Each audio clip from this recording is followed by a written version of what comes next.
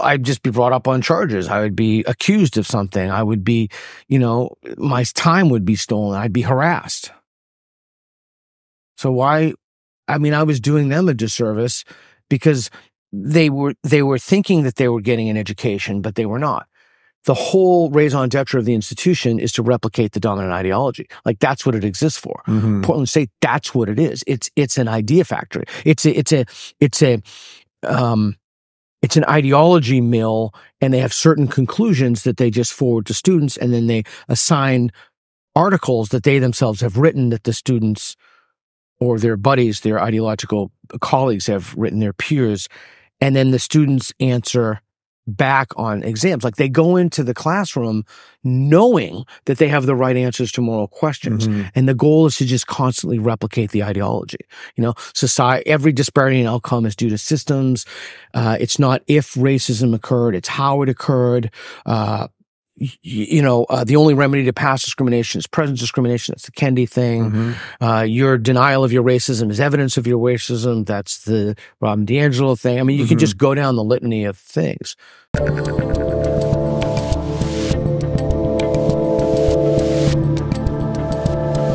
So you do street epistemology where you talk to people and try to get them to understand why they think what they think, or why they just say something when you ask them a simple question. Right? So what is the most generous version of that then?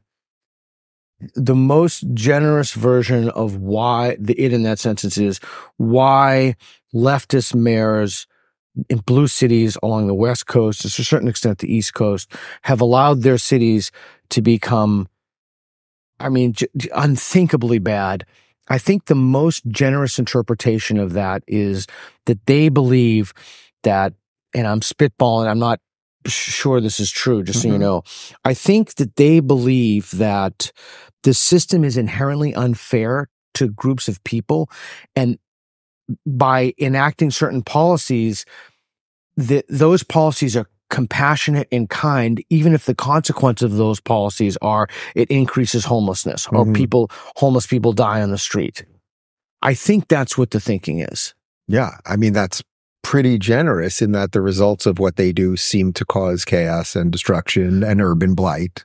Now, if I were prone to conspiracy theories, I would believe that they're in service to a foreign enemy state.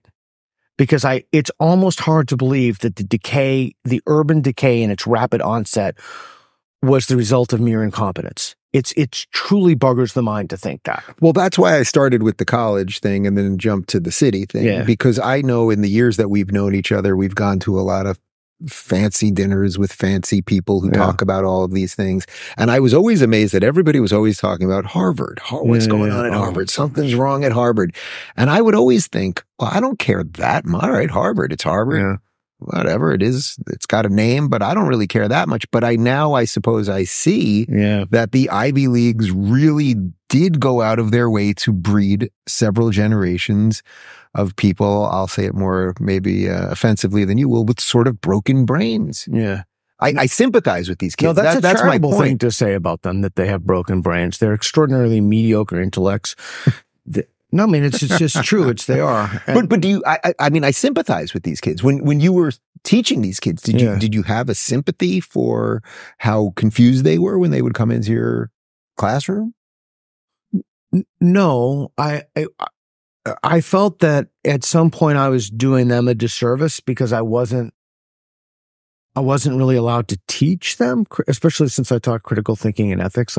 I wasn't allowed to really challenge and probe and question. Now I can do that. I can go on the street. I can do it with people. It's great. It's rewarding. It's fun. But my concern was that I wasn't giving them the education that they deserved, in spite of my best efforts and constantly fighting with the administration about it. So that's why. Because what?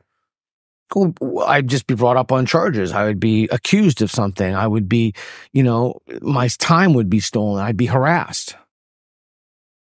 So why? I was doing them a disservice because they were thinking that they were getting an education, but they were not. The whole raison d'etre of the institution is to replicate the dominant ideology. Like, that's what it exists for. Portland State, that's what it is. It's an idea factory. It's it's an ideology mill, and they have certain conclusions that they just forward to students, and then they assign articles that they themselves have written that the students or their buddies, their ideological colleagues have written, their peers, and then the students answer back on exams. Like, they go into the classroom knowing that they have the right answers to moral questions. And the goal is to just constantly replicate the ideology. You know, society, every disparity in outcome is due to systems. It's not if racism occurred, it's how it occurred. The only remedy to past discrimination is present discrimination. That's the Kendi thing. Your denial of your racism is evidence of your racism. That's the Robin DiAngelo thing. I mean, you can just go down the litany of things.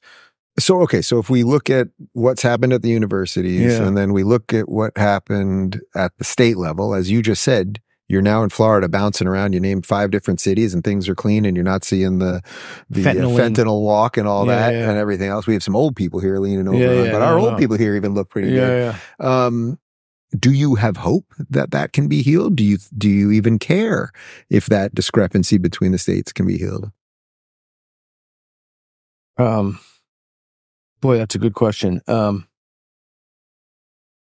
I guess the first solution to solve any problem, the first step is to be honest about it. And we're not honest about our problems. We're not honest about Black homicide rates. Heather McDonald has spoken very eloquently about that. We're not honest about our debt, $54 trillion.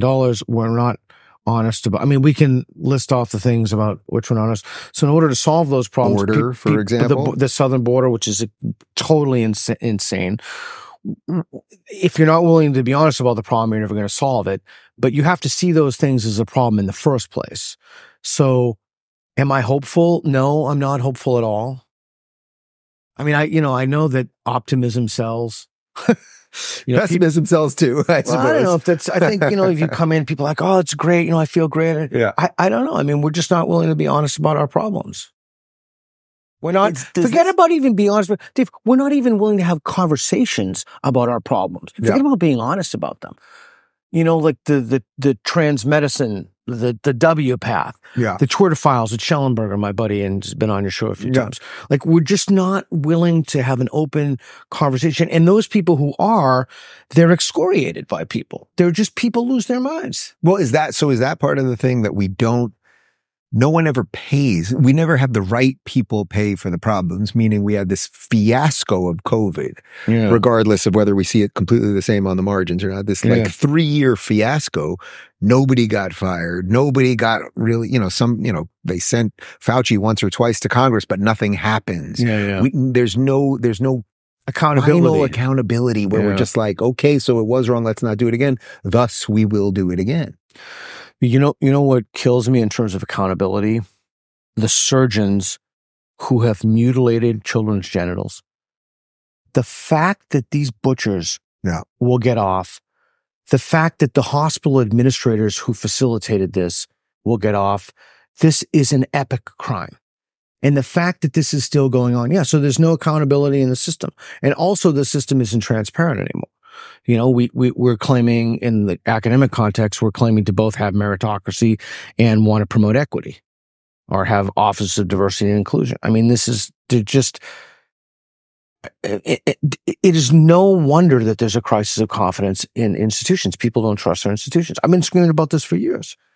Are you shocked? Is the trans one the craziest one to you? Like, it's one thing to watch some of the race stuff happen. It's one thing to maybe watch border stuff happen, but the trans thing, does that strike you as sort of the most outwardly insane one? Yeah, I think so. Schellenberger and I have done 2 things on this. The trans thing is, we could kind of put it in a little graph format. Maybe you can post that on the site just to make it easy for people to understand. It's just extra crazy.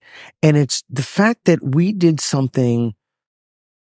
And I have to explain why we did this.